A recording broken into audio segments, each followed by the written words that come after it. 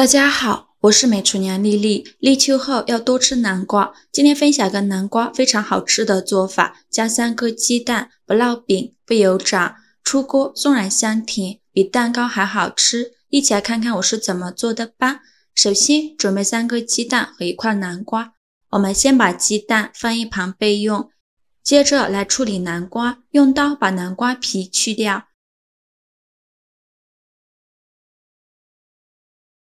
去皮后，再把南瓜对半切开，再分成4份。把南瓜瓤和籽去掉。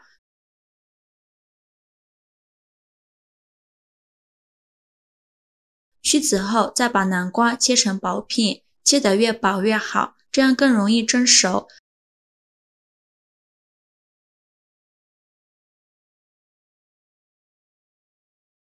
切好之后，装入大碗中，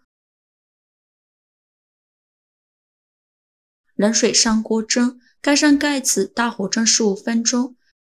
趁这个时间，准备几个红枣，放入大碗中，淋少许清水把红枣打湿，降少食盐，加少面粉，下手给它抓拌均匀，让每一个红枣都能裹上一层面粉。这里加食盐呢，可以让红枣里面的杂质自己跑出来。加面粉呢，面粉有很强的吸附性，能吸附掉红枣褶皱里面的灰尘和杂质。抓拌至感觉有一点粘手，再倒适量的清水，把红枣清洗干净，把表面的面粉清洗掉。清洗一遍之后，给它控水捞出，再放入另外一盆清水中，给它多清洗几遍，直到把清洗的水变得清澈为止。洗净后控水捞出，放入盘中，再用剪刀把红枣剪成小块，把枣核去掉。红枣处理好以后放一旁备用。接着再准备一个苹果，放入大碗中，淋少许清水把苹果打湿，加少食盐，用手给它搓匀。食盐有很强的颗粒感，能去除苹果表面的农药残留物。要多搓洗一会儿，大约搓洗2分钟左右。搓洗好以后，再倒入适量的清水，把苹果冲洗干净，把表面的盐分清洗掉。再用流动的清水多冲洗几遍，洗净后放到面板上，给它对半切开，再分成4份。然后用刀把苹果核去掉，苹果核口感酸涩，影响口感。然后再把苹果切成大块，再改刀切成小块。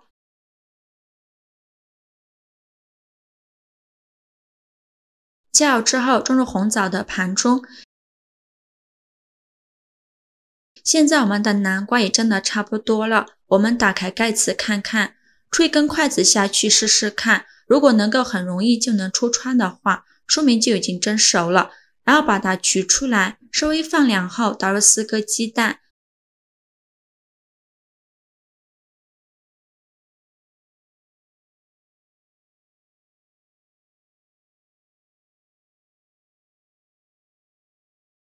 鸡蛋打好后再倒入料理机中，再把苹果和红枣全部倒进来，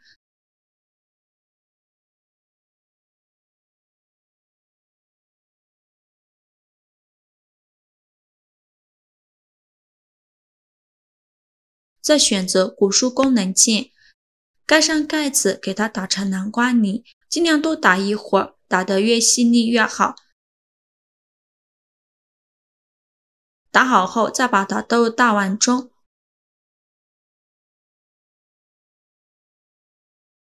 往里边加入5颗酵母，加30克白糖，促进酵母发酵。喜欢吃甜的可以多放一些，用筷子搅拌均匀，搅拌至酵母溶解。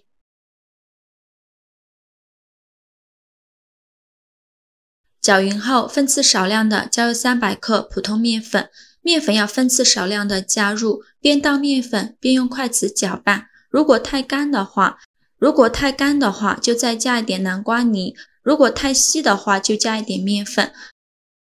最后搅拌成这样细腻无颗粒状的面糊就可以了。再盖上保鲜膜密封起来，发酵至原来的2倍大。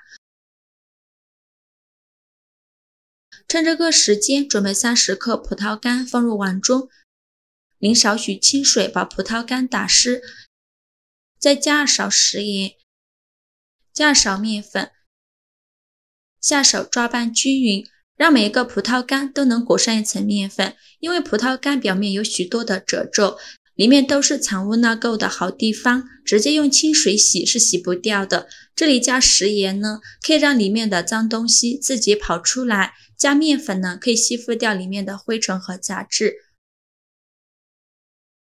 抓拌至感觉有点粘手，再倒入适量的清水，把葡萄干冲洗干净，把表面的面粉清洗掉。洗净后控水捞出，再放入另外一盆清水中，给它多清洗几遍，直到把清洗的水变得清澈为止。洗净后控水捞出，装入盘中备用。现在我们的面已经发酵好了，体积已经变大了许多，里面呈蜂窝状。再用筷子搅拌一下，拍拍气，把里面的气孔排干净。搅匀后放一旁备用。接着准备一个长方形的模具，在底部铺上一张油纸，再放少许食用油，用刷子刷均匀，底部和周围都刷上一层食用油，防止粘连。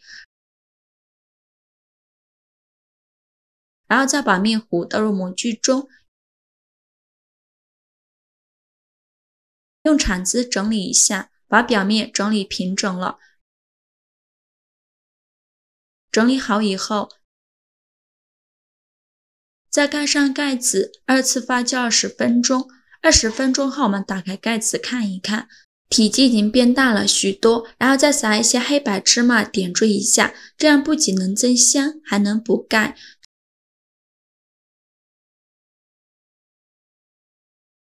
芝麻撒好后，再撒点蔓越莓干，这样颜色看着会更加漂亮。最后再撒上葡萄干，整个表面都放上葡萄干，这样口感会更好，看着会更有食欲。最后像这样子就可以。冷水上锅蒸，盖上盖子，大火蒸50分钟。制作视频不易，您的每个留言和每个点赞都是我前进的动力。如果您觉得我分享的视频对你有帮助的话，请您给我点个赞吧。非常感谢您的支持。时间到，关火焖5分钟，再打开盖子。哇，好香啊！浓浓的南瓜香味扑鼻而来，用手按压能迅速回弹，像这样就说明已经熟了。然后把它取出来，稍微放凉后用手掰一下，这样更容易脱模。现在给它倒扣脱模。脱好模后，我们来看一下，底部也是非常的漂亮。切成小块就可以美美的享用了。切的时候都能感觉到非常的松软，中间组织细腻。切好后装入盘中。